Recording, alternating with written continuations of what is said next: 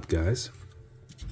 It has been a minute. Took a little bit of time off around Christmas. Not that I wasn't working on watches, but the guy that does my boxes took time off, and I had a bunch of customs that I had to do, but they weren't set up to go out before Christmas. But so I had a little bit of stockpile where I was waiting on boxes to come in. So got a couple rush builds. Mr. Thiering added a few more into his mix. So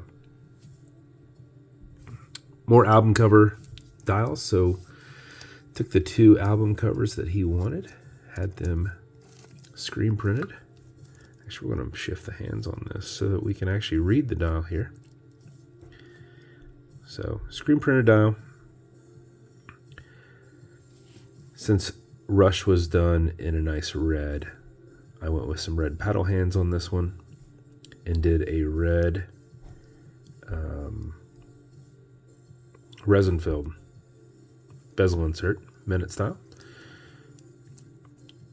Did this in a matte 090 case, milled crown, the custom Rush caseback. Did a polished aggressive shark tooth bezel, and that is one that you will have to avoid fingerprints on, because it will fingerprint nice and easily right around that nice flat surface.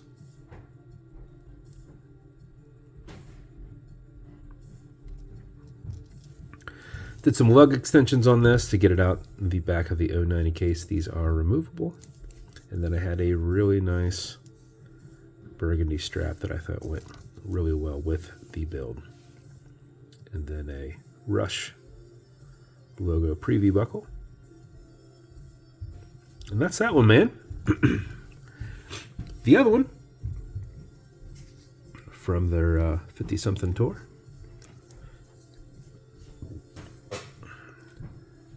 Custom screen printed dial. Since I had nice blue in it, I was able to find a blue that went pretty well with it. Yachtmaster style.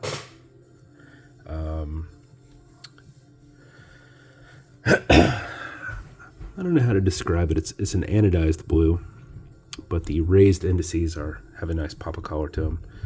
Did a set of silver Moldova hands in there to go with the case. Did a brush 350 with a polished Atlas bezel, milled crown, and then a different case back there to go with the dial. And then did this on another wristbound strap. This one is a super, super, super nice and comfy brown leather with blue stitch. And then the Rush logo there as well. I think these came out pretty awesome, dude. As always, beads to go with both. As you saw, you have custom slider boxes here. These are what I was waiting on. I went over there today to get these done. Atlas pills on the inside. Rush logoed lasered boxes. Those are your builds, dude. Bezels on both of these, as you know, they go left, they go right. I did something different with yours. These ones are going to be a little bit tighter than what you normally would have. I'm trying. I had custom gaskets made. I didn't know how thick to do, so I did like a 0.5 millimeter. And what I'm doing is before I snap the bezel on, I'm putting them in that channel. And then I'm snapping it on there so that it has a little bit more area for the tension ring on the bezel to hit to make it a little bit tighter. So we'll see how those go. I ordered 50 of them. I did 2 one-year watches. I might have done one on another one of these over here, but I think I did. I don't remember which. I built like another 7 watches, so but they worked really well with yours. So bezels will turn left, they'll turn right. They are tension ring bezels, as I showed. Automatic mechanical, you've got a rotor in the back, so as you're moving, it's moving and keeping the watch wound. Both are the same, but before you put them on, before you set the time, you want to wind them just a little bit. And how you do that is you back the crown off the threads until you hear it and feel it clicking. Now you won't pull it out to that first spot yet, but you will wind it. And a wind is a turn clockwise away from you. Turning it towards you does not wind it, but it is a lot easier to keep your finger spacing and go back and forth. When you're happy with your winding, you're going to pull it to the one and only click, and then set your time. Does not have a hacking movement, so that second hand's going to keep going. You cannot overwind it, so don't worry about that. You can wind all day if you want. It has a slipping mainspring in there. When you are happy with your winding, you pull out, set your time. Alexa, what time is it? 2:03. Push it over, get it out of that time setting, and then wind it down. You'll notice when you are in that time setting that you've got a wobble crown. That deflects lateral pressure from going into the stem and into the movement, so when you're pushing and prying on it, you're not putting any adverse pressures on anything. Push it over, then wind it down. There's both your builds, buddy. I'm assuming you probably don't need a watch cleaner. I can always still include it in there. I'm doing a medium flat rate box to California, so might as well give them to you. If you're going to hit watch cleaners, this is good on all glass and metal parts, everything here in the center.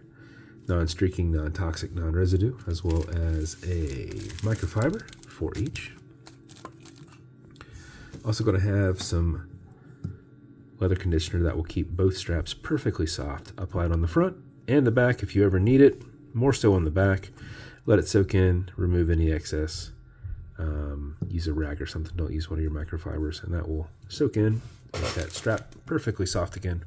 And then lastly, you're going to get some fine scratch remover. This is Novus 2 from Amazon, just repackaged. It's for your domed acrylic.